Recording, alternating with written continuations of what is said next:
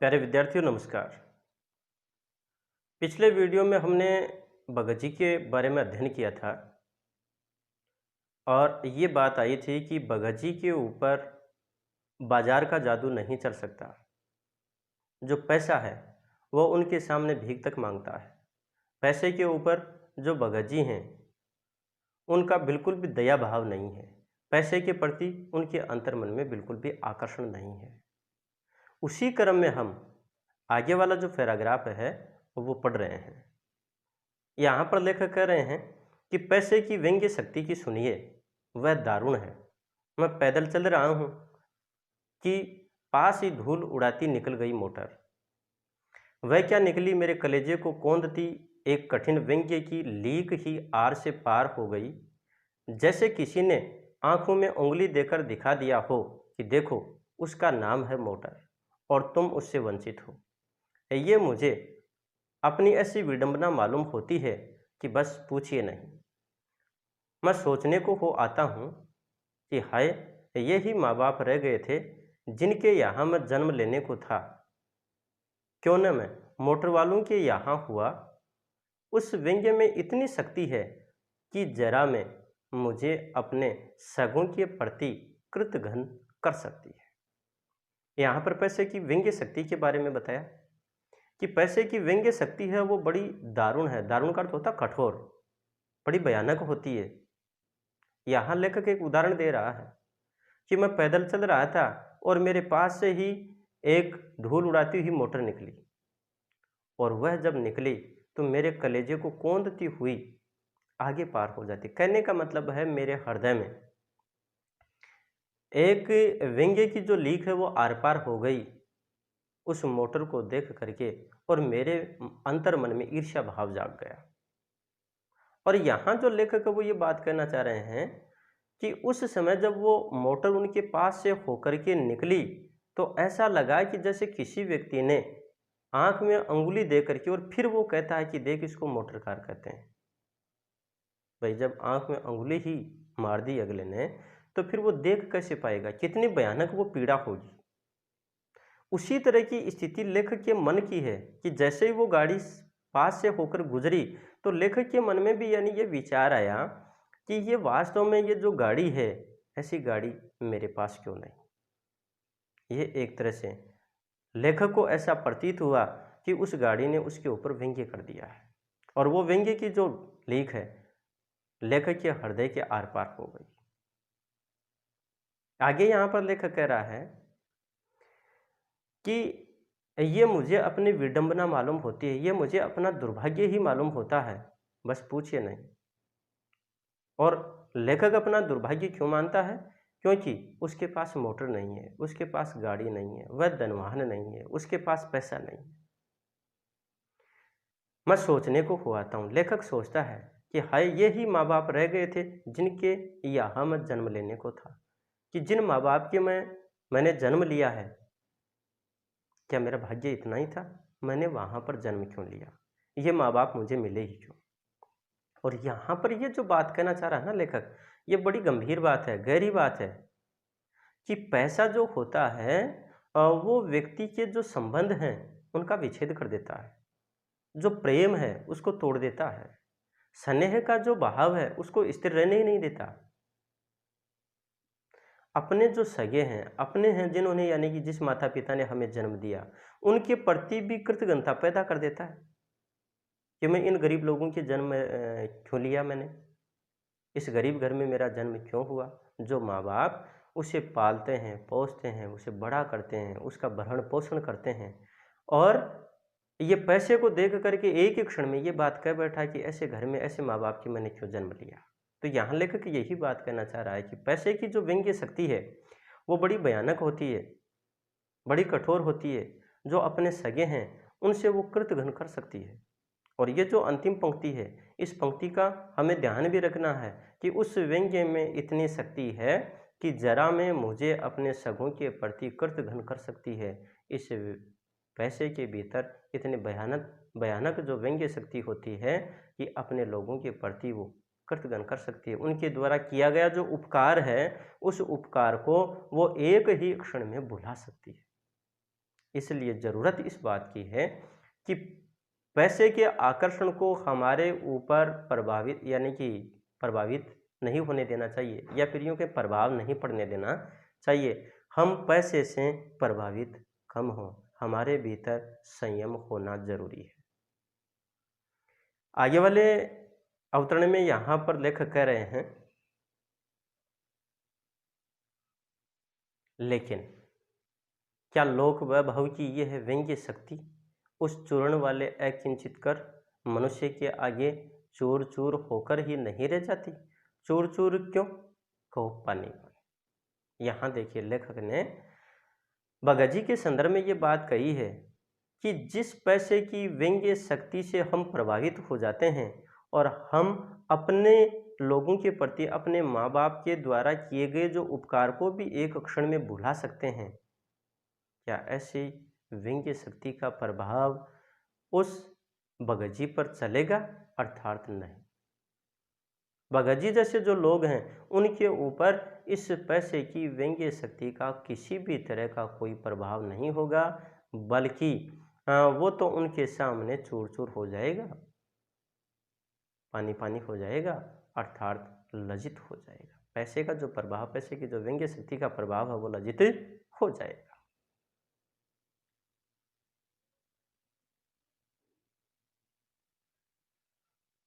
तो वह क्या बल है जो इस तीखे व्यंग्य के आगे ही अजेय ही नहीं रहता, बल्कि मानो उस व्यंग्य की क्रूरता को ही पिघला देता है? कि पैसा बगाजी को प्रभावित नहीं कर सकता। उनके भीतर ऐसी कौन सी ताकत है कि इस पैसे के तीखे व्यंग्य के सामने वो अजेय बने रहते हैं, हारते नहीं, और मानो उस व्यंग्य की क्रूरता को ही पिघला देता है। पैसे के द्वारा किया गया जो व्यंग्य है उसको ही पिघाल देता है। प्यारे विद्यार्थियों, उस ताकत का नाम है संयम, मन का भरा होना, अपने आप पर नियंत्रण रखना। और ये जो चीजें, ये सारी की सारी जो चीजें बगाजी में मिलती हैं। आगे यहां पर कह रहे हैं कि उस बल को नाम जो दो, पर वह निश्चय उस तल की वस्तु नहीं जहां पर संसारी वैभव फलता फूलता है। वह कुछ अपर जाति का तत्व है। लोग स्पिरिचुअल कहते हैं, आत्मिक, धार्मिक, नैतिक कहते हैं। मुझे योग्यता नहीं कि मैं उन शब्दों में अंतर देखूं और प्रतिपादन करूं। मुझे शब्द से सरोकार नहीं, मैं विद्वान नहीं कि शब्दों पर अटकूं, लेकिन इतना तो है कि जहाँ तृष्णा है, बटोर रखने की स्पृहा है, वहाँ उस बल का बीज नहीं, बल्कि यदि उसी बल को सच्चा बल मानकर बात की जाए तो कहना होगा कि संचय की तृष्णा और वैभव की चाह में व्यक्ति की निर्बलता ही प्रमाणित होती है। निर्बल ही धन की ओर झुकता है, वह अबलता है, वह मनुष्य पर, धन की और चेतन पर जड़ की विजय है। बहुत शानदार पैराग्राफ, एग्जाम की दृष्टि से महत्वपूर्ण है। यहाँ पर लेखक जो बात कह रहा है वो इस प्रकार से कह रहा है कि उस बल को नाम जो दो, पर वह निश्चय उस तल की वस्तु नहीं। कि जो पैसे की जो व्यंग्य शक्ति है उसको भी एक तरह से पराजित कर देता है, हरा देता है, वह कहीं ऊपरी चीज तो नहीं है, साधारण बात तो नहीं है। और जहां पर यानी ये संसारी वैभव जो है, समृद्धि है, फलती फूलती रहती है, लोगों के भीतर संग्रह करने की इच्छा रहती है, वह कुछ दूसरी जाति का तत्व, अपर जाति का तत्व, अर्थात दूसरी जाति का तत्व है, कोई अलग ही बात है। जहां पर ये संसार या ये लोग जिसे स्पिरिचुअल कहते हैं, आत्मिक, धार्मिक, नैतिक कहते हैं, यानी ये अलग ही कोई तत्व है, अलग ही कोई बात है। यहाँ लेखक आगे कहता है कि मुझे योग्यता नहीं कि मैं उन शब्दों पर अटकूं, यानी उपयुक्त कहे गए जो शब्द हैं उनके ऊपर मैं अटक जाऊं और उनका विश्लेषण करूं, उनकी छानबीन करूं। ऐसा मैं नहीं कर सकता, या ऐसा मैं नहीं करूंगा। और प्रतिपादन करूं, मुझे शब्द से सरोकार नहीं, मुझे शब्द से कोई मतलब नहीं है, मैं विद्वान नहीं कि शब्दों पर अटकूं, और इतना बड़ा विद्वान भी नहीं कि इन शब्दों पर मैं अटकूं और इनके ऊपर तर्क वितर्क करूं। लेकिन इतना तो है कि जहाँ तृष्णा है, अर्थात जहाँ चाह है, बटोर रखने की स्पृहा है, संग्रह करने की इच्छा है, स्पृहा का अर्थ होता है इच्छा, वहाँ उस बल का बीज नहीं। कहने का मतलब जहाँ लोगों के भीतर लोभ लालसा है, संग्रह करने की इच्छा है, कम से कम वो बगज्जी वाली स्थिति वहाँ पर तो नहीं होती। बल्कि यदि उसी बल को सच्चा बल मानकर बात की जाए तो कहना होगा कि संचय की तृष्णा और वैभव की चाह में व्यक्ति की निर्बलता ही प्रमाणित होगी।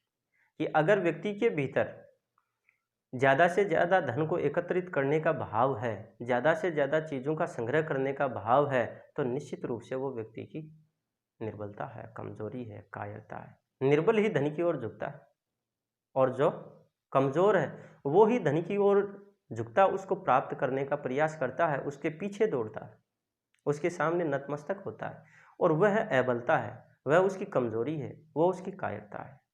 पंक्ति को देखिएगा, बहुत महत्वपूर्ण पंक्ति है आगे वाली, कि वह मनुष्य पर धन की और चेतन पर जड़ की विजय है।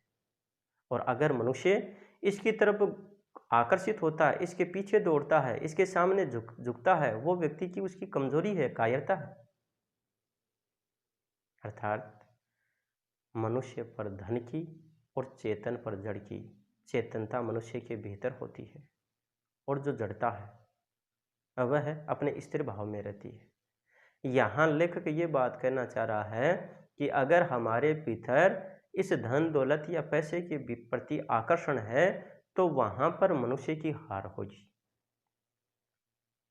क्यों? क्योंकि मनुष्य उसकी ओर झुकता है, और जो झुकता है इसका मतलब वो हारता है। पैसे के भीतर चेतनता नहीं होती, वो जड़ होता है, और फिर भी व्यक्ति उसके पीछे दौड़ता है, उसके सामने नतमस्तक होता है। इसका अर्थ ये हुआ उस जड़ की, उस धन की विजय हुई और आदमी की अर्थात चेतन की, मनुष्य की वहाँ पर हार हो गई है।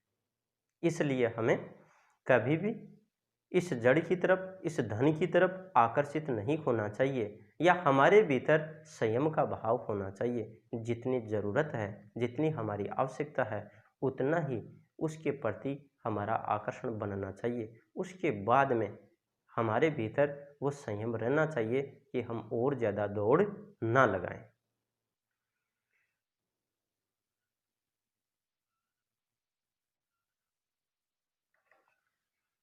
आगे लेकर कह रहे हैं कि एक बार चूरण वाले भगत जी बाजार चौक में दिख गए।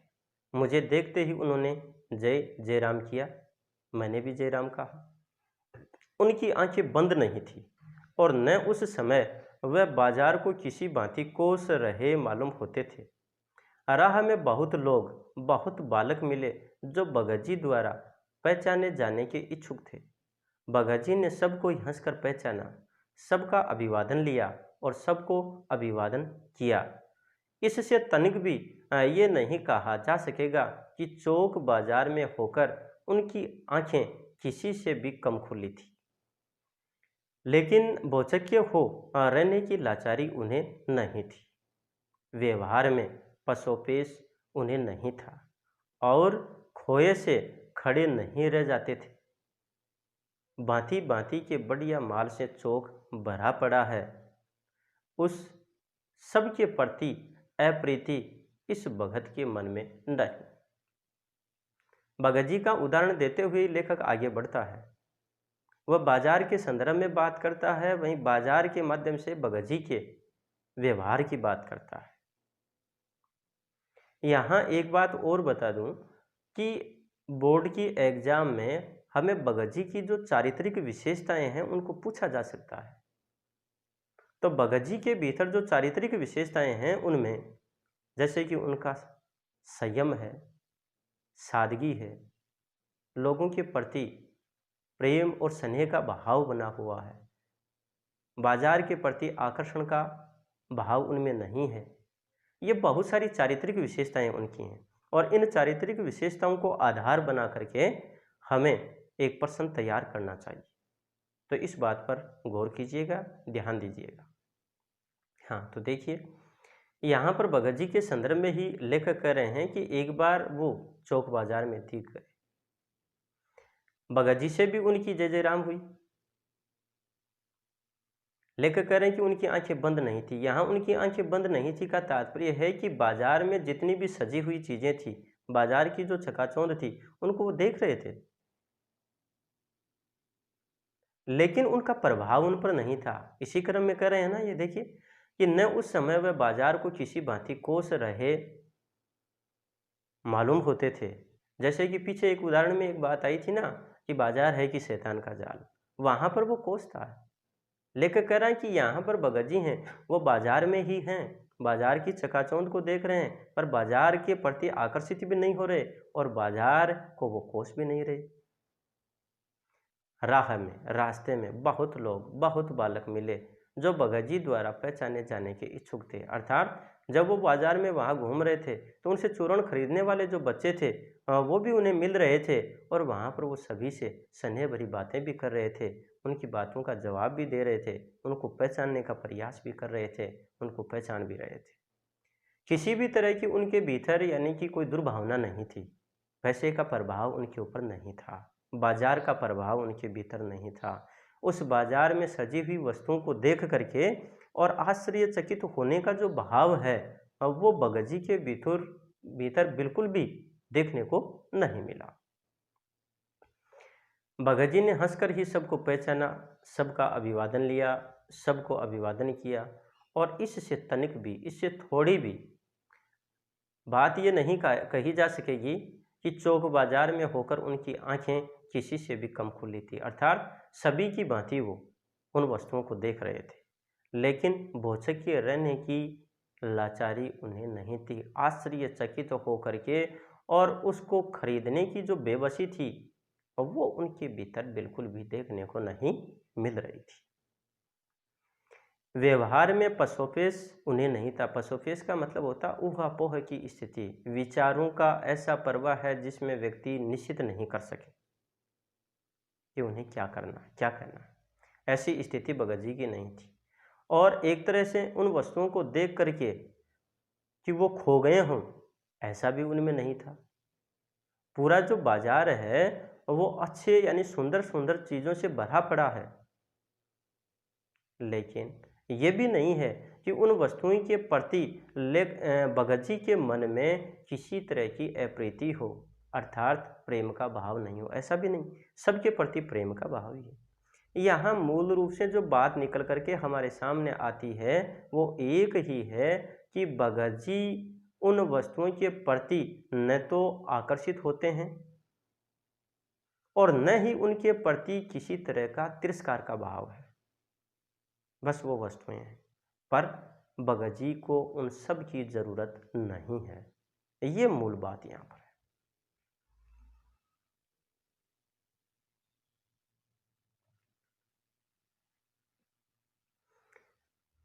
आगे यहाँ पर कह रहे हैं कि भांति भांति के बढ़िया माल से चौक भरा पड़ा है, उस सब के प्रति अप्रीति इस भगत के मन में नहीं है, जैसे उस समूचे माल के प्रति भी उनके मन में आशीर्वाद हो सकता है। विद्रोह नहीं, प्रसन्नता ही भीतर है। कोई क्योंकि कोई रिक्त भीतर नहीं है। देखता हूँ कि खुली आंख, तुष्ट और मग्न वह चौक बाजार में से चलते चले जाते हैं। राह में बड़े बड़े फैंसी स्टोर पड़ते हैं पर पड़े रह जाते हैं। कहीं भगत नहीं रुकते हैं तो एक छोटी पंसारी की दुकान पर रुकते हैं, वहाँ दो चार अपने काम की चीज़ ली और चले आते हैं। बाजार से हठपूर्वक विमुखता उनमें नहीं है, लेकिन अगर उन्हें जीरा और काला नमक चाहिए तो सारे चौक बाजार की सत्ता उनके लिए तभी तक है, तभी तक उपयोगी है जब तक वहाँ जीरा मिलता है। लेखक आगे अपनी बात को बढ़ाते हुए कह रहे हैं कि पूरा का पूरा जो चौक बाजार है वो माल से भरा पड़ा है और उसके मन में बिल्कुल भी उसके प्रति अप्रीति का भाव नहीं है, बल्कि वो जो पूरा माल है, वो जो पूरी सामग्री वहाँ पर सजी हुई है बाजार में, उसके प्रति आशीर्वाद का भाव ही छाया हुआ है, समाया हुआ है। किसी तरह का कोई विद्रोह का भाव नहीं है, उनके मन में प्रसन्नता है, खुशी है। यहाँ एक बात और भी है कि दूसरी वस्तुओं को देख करके या दूसरे की वस्तुओं को देख करके या अपने पास जो नहीं है और कहीं दूसरे स्थान पर उन वस्तुओं को हम देखते हैं तो उनको देख करके हमारे भीतर खुशी का भाव ही होना चाहिए, ईर्ष्या, घृणा, तिरस्कार का भाव नहीं होना चाहिए। जैसे भगत जी के अंतर्मन में कहीं विद्रोह नहीं है, प्रसन्नता है। और ये ऐसा क्यों है? क्योंकि कोई रिक्त भीतर नहीं है, अर्थात भगत जी के मन में किसी भी तरह का कोई खाली स्थान नहीं है। भगत जी का मन तो भरा हुआ है, उन्हें अपनी आवश्यकता का पता है। देखता हूं कि खुली आंख, तुष्ट और मग्न, तुष्ट का अर्थ होता संतुष्ट और मस्त, वह चौक बाजार में से चलते चले जाते हैं। राह में, रास्ते में बड़े बड़े फैंसी स्टोर पड़ते हैं, बड़ी बड़ी जो यानी कि फैंसी दुकानें हैं, पर सारी की सारी दुकानें पड़ी रह जाती हैं। कहीं भगत नहीं रुकते, और अगर वो रुकते हैं तो आगे जाकर के एक छोटी पंसारी की दुकान पर रुकते हैं और वहां दो चार अपने काम की चीज ली और चले आते हैं। बाजार से हठपूर्वक विमुखता उनमें नहीं है कि कहीं जानबूझ करके वो बाजार से दूर होते चले जा रहे हैं या बाजार का तिरस्कार कर रहे हैं, ऐसा उनके भीतर बिल्कुल भी नहीं है। क्यों? क्योंकि उनके भीतर संयम है, उनका मन भरा हुआ है। लेकिन अगर उन्हें जीरा और काला नमक चाहिए तो सारे चौक बाजार की सत्ता उनके लिए तभी तक है, तभी तक उपयोगी है जब तक वहां जीरा मिलता है। भावार्थ इसका यह है कि भगत जी के लिए बाजार की उपयोगिता तब तक है जब तक उनका जीरा उन्हें वहां मिले। अगर वहां जीरा उन्हें मिलता है, इसका मतलब यह है कि बाजार की सार्थकता है, क्योंकि भगत जी की जरूरत सिर्फ और सिर्फ जीरा है। बाकी की जो जितनी भी वहां पर चांदनी है, चकाचौंध है, उसका उन्हें कोई सरोकार नहीं है, उससे उन्हें कोई मतलब नहीं है।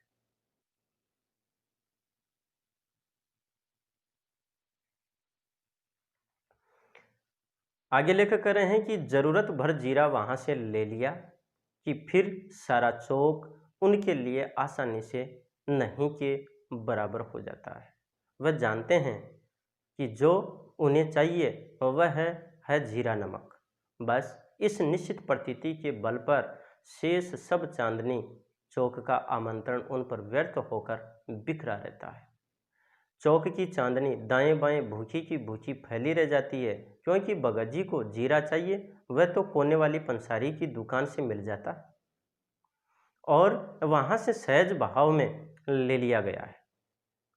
इसके आगे आसपास अगर चांदनी बिछी रहती है तो बड़ी खुशी से बिछी रहे, भगत जी उस बेचारी का कल्याण ही चाहते हैं।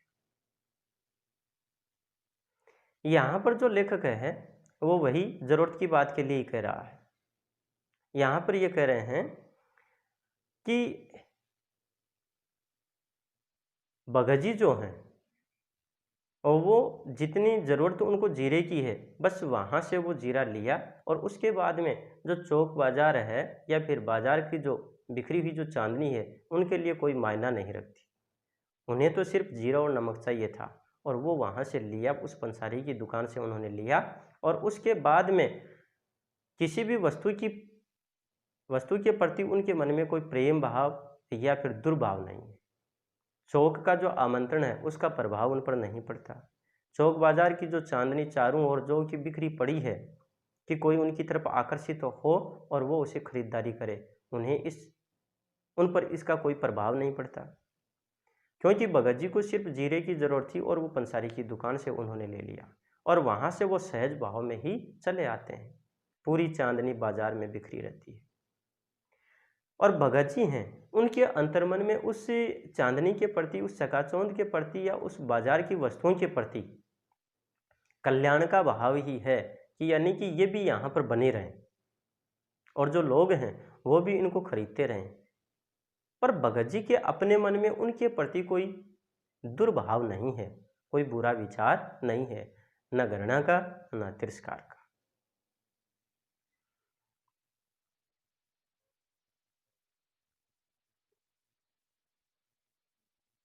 आगे यहाँ पर जो लेखक हैं वो कह रहे हैं कि यहाँ मुझे ज्ञात होता है कि बाजार को सार्थकता भी वही मनुष्य देता है जो जानता है कि वह क्या चाहता है, और जो नहीं जानते कि वे क्या चाहते हैं, अपनी परचेजिंग पावर के गर्व में अपने पैसे से केवल एक विनाशक शक्ति, शैतानी शक्ति, व्यंग्य की शक्ति ही बाजार को देते हैं।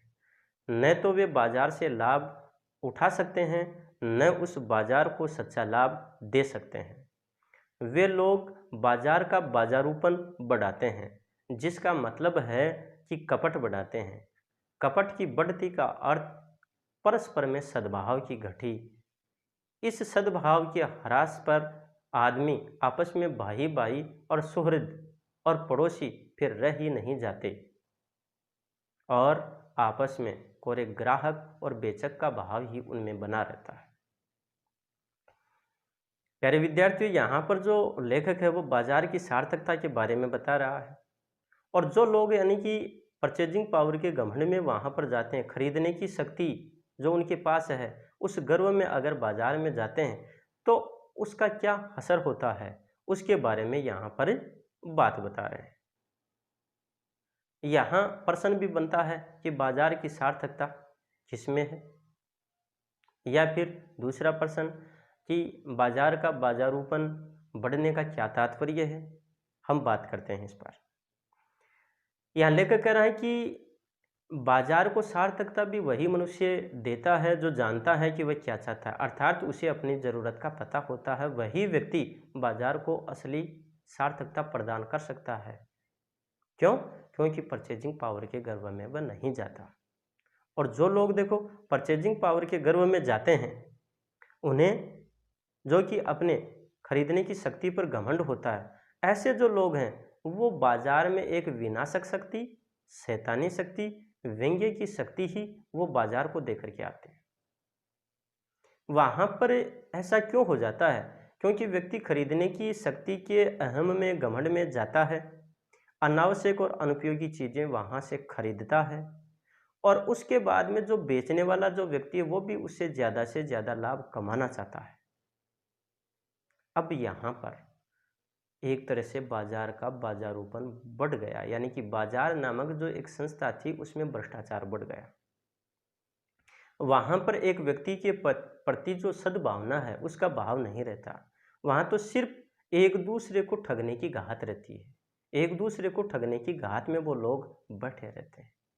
ये स्थिति वहाँ पर आ जाती है। इसलिए यहाँ पर ये बात कही है लेखक ने ये बात कही कि जो व्यक्ति अपनी परचेजिंग पावर के गर्व में अपने पैसे से केवल एक विनाशक शक्ति, शैतानी शक्ति, व्यंग्य की शक्ति बाजार को दे करके आते हैं, ऐसे जो लोग हैं बाजार का सच्चा लाभ नहीं उठा सकते और बाजार को भी सच्चा लाभ नहीं दे सकते, क्योंकि हर व्यक्ति एक दूसरे को ठगने की गाथ में रहता है। हर जो भले चाहे वो ग्राहक हो और भले चाहे वो दुकानदार हो, ये दोनों ही एक दूसरे से ज़्यादा लाभ कमाने के फेर में पड़े रहते हैं। इसलिए वहाँ पर बाजार नामक जो एक सभ्य संस्था की बात कहें वो बात वहाँ पर नहीं रहती। वहाँ तो उसका बाजारूपन ही बढ़ जाता है, वहाँ उसमें बुराई ही समा जाती है। यहाँ पर आगे करें कि जिसका मतलब है कपट बढ़ाते हैं, अर्थात परचेजिंग पावर के गर्व में जाने के कारण बाजार में कपट ही बढ़ता है। और अगर वहाँ कपट बढ़ गया इसका मतलब है कि सद्भाव वहाँ पर नहीं होता, सद्भाव वहाँ पर घट जाता है। अगर सद्भाव वहाँ पर घट गया इसका अर्थ ये हुआ कि अब वहाँ पर जो आपस में जो भाईचारा था, प्रेम था, स्नेह था, पड़ोसी के होने की जो भावनाएं थी, वो सारी की सारी चीज़ें वहाँ से हट जाती हैं, मिट जाती हैं, और वो लोग सिर्फ और सिर्फ आपस में एक ग्राहक और बेचक की स्थिति में आ जाते हैं। वहाँ अपनेपन का कोई मतलब नहीं होता, स्नेह का वहाँ पर कोई मतलब नहीं होता। आगे यहाँ पर लेखक कह रहा है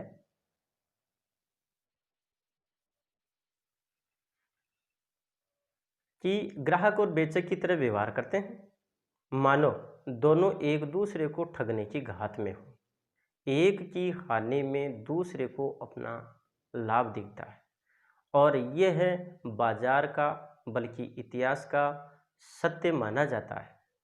ऐसे बाजार को बीच में लेकर लोगों में आवश्यकताओं का आदान प्रदान नहीं होता, बल्कि शोषण होने लगता है, तब कपट सफल होता है, निष्कपट शिकार होता है। ऐसे बाजार मानवता के लिए विडंबना है, और जो ऐसे बाजार का पोषण करता है, जो उसका शास्त्र बना हुआ है, वह अर्थशास्त्र सरासर औंधा है, वह मायावी शास्त्र है, वह अर्थशास्त्र अनीति शास्त्र है। लेखक ने बाजार की स्थिति का बहुत सुंदर ढंग से चित्रण किया है। यहाँ जो लेखक है वो बात ये कहना चाह रहे हैं कि उस बाजार में पहुँचने के बाद में, और वो भी कब, जब व्यक्ति अपनी परचेजिंग पावर के गर्व में वहाँ पर खरीदारी करने के लिए जाता है, तो वहाँ पर सद्भावना होती रहती नहीं है, घट जाती है। वो एक दूसरे को बेचने या खरीदने का भाव बना रहता है और ज़्यादा से ज़्यादा लाभ कमाने की फिराक में रहते हैं। तभी तो यहाँ इन्होंने कही ना कि मानो दोनों एक दूसरे को ठगने की घात में हों। एक की हानि में दूसरे को अपना लाभ दिखता है। हमेशा वो यही चाहता है कि मैं ज़्यादा से ज़्यादा उससे लाभ ले लूँ, उसको ज़्यादा से ज़्यादा नुकसान हो, यही उसकी खुशी होती है। और यहाँ लेकर कह रहे हैं कि ये बाजार का, बल्कि इतिहास का सत्य माना जाता है। और जो ऐसे बाजार के बीच में लेकर लोगों की आवश्यकताओं का आदान प्रदान अगर करता है, तो वहाँ पर सिर्फ और सिर्फ शोषण होता है, और इस शोषण में हमेशा जो कपट होता है वो सफल हो जाता है। जो व्यक्ति सीधा साधा है, निष्कपटी है, वो उसका शिकार होता है। बाजार का जो सच्चा जो मूल्य होता है, उस मूल्य से कहीं ज़्यादा उससे मूल्य ले लिया जाता है, पैसा ले लिया जाता है। ऐसे जो बाजार हैं वो मानवता के लिए एक तरह से विडंबना है, और वो उनका दुर्भाग्य है। और जो ऐसे बाजार का पोषण करता है, अर्थात ऐसे व्यक्ति जो घमंड में वहाँ पर खरीदारी करते हैं, और जो उसका शास्त्र बना हुआ है, बाजार का शास्त्र भी क्या है, ज़्यादा से ज़्यादा ठगना, ज़्यादा से ज़्यादा लाभ कमाना, ऐसा जो अर्थशास्त्र है वो औंधा है, ये मायावी शास्त्र है। ये एक दूसरे को आकर्षित करके और ज़्यादा से ज़्यादा लाभ कमाने की फिराक वाला शास्त्र है। और ऐसा अर्थशास्त्र अनीति पर आधारित शास्त्र है। अर्थात बाजार में ये जो ठगी बनी हुई है, ठगने की जो रीति एक तरह से चल पड़ी, ये किसी के लिए भी लाभदायक नहीं है। ये बाजार नामक जो संस्था है वह है उसका बाजारूपन ही बढ़ा देते हैं, और वहाँ पर ज़्यादा से ज़्यादा बुराई जो है उसी को पैदा करने का कार्य है। प्यारे विद्यार्थियों, यहाँ इस पाठ में लेखक ने बहुत सुंदर बातें बताई। एक तो हमारे मन की स्थिति जो बनी रहती है, उसकी प्रत्येक परत को उन्होंने खोलते हुए अपनी बातें प्रस्तुत की है। बाजार क्या चाहता है, बाजार व्यक्ति को कैसे आकर्षित करता है, उन बातों को हमारे सामने प्रस्तुत किया है। और बाजार का जो आकर्षण है उसको मूक बताया, खामोश बताया, जो व्यक्ति को अपनी तरफ आकर्षित कर लेता है। अगर बाजार में व्यक्ति जाता है और परचेजिंग पावर के गर्व में अगर है, तो वहां पर ठगने के अलावा, यानी ठगा ही जाता है वो, इस बात को प्रस्तुत किया है। इसलिए हम जब भी बाजार में जाएं तो हमें अपनी आवश्यकता का पता होना चाहिए। प्यारे विद्यार्थियों, आपने देखा होगा कि जब भी पिताजी या माताजी बाजार जाते हैं तो सबसे पहले वो वस्तुओं का निर्धारण करते हैं कि हमें कौन सी वस्तु खरीदनी चाहिए। उस चीज़ की, यानी कि वो पहले लिस्ट बना लेते हैं और फिर खरीदने के लिए जाते हैं। इसलिए क्या है कि बाजार का जो प्रभाव है उन पर ज़्यादा नहीं हो पाता। और हम लोग अगर बाजार जाते हैं और अगर ऐसा हमने नहीं किया तो हम वहाँ से अनावश्यक और अनुपयोगी चीज़ें उन्हीं को खरीद कर लाएंगे। इसलिए हमें लेखक के द्वारा आगाह किया गया है, हमें संदेश दिया गया है कि जब भी हम बाजार में जाएं तो हमें अपनी ज़रूरत का पता पहले होना चाहिए, हमें अपनी आवश्यकता की जानकारी होनी चाहिए, ताकि हम बाजार को सच्चा लाभ दे सकें और बाजार से सच्चा लाभ ले सकें। और इस प्रकार से जो ये अपना पाठ है वो पूर्ण होता है। जगह जगह जो इनमें प्रश्न बन रहे थे वहाँ पर उन पंक्तियों के प्रति मैंने आप लोगों को सचेत किया है। एक बार पुनः मैं आप लोगों से आग्रह करूँगा कि आप लोग इस पाठ की प्रत्येक पंक्ति को पढ़िएगा, समझिएगा। जहाँ प्रश्न बनता है उस प्रश्न का उत्तर अपने मन मस्तिष्क में खोजने का प्रयास कीजिए। यहाँ पर हर बात को मैंने अच्छे ढंग से समझाने का प्रयास किया, फिर भी हो सकता है कि कोई बात आपके दिल दिमाग में ना बैठ पाई हो, तो इस चीज़ को दोबारा देखने की, पढ़ने की, सुनने की ज़रूरत हमें पड़ेगी। अब हम आगे वाले पाठ के साथ नए वीडियो में फिर मिलेंगे। तब तक के लिए नमस्कार, धन्यवाद।